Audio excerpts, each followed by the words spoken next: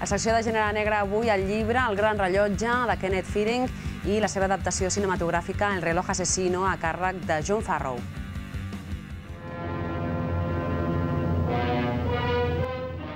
Kenneth Fearing va escriure El gran rellotge, un títol que fa referència a la maquinària del destí.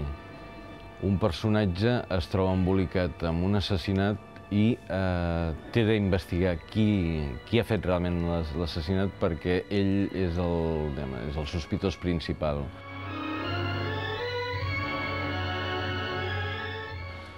És una història d'una gran tensió i sempre està condicionat per aquest gran rellotge que és el destí i que a més apareix al llarg de la novel·la.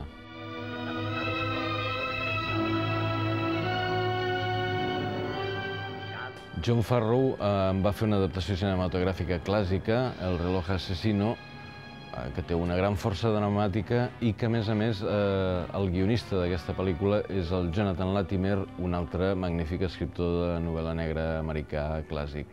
És imperdible les escenes finals de la pel·lícula on el protagonista està a punt de ser enganxat per una banda pels que el persegueixen i ell és el que desvetlla qui és l'assassí, el veritable assassí.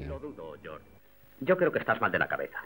Cualquiera ha podido tomar un taxi a mi casa o poner un pañuelo en mi caja de tabaco.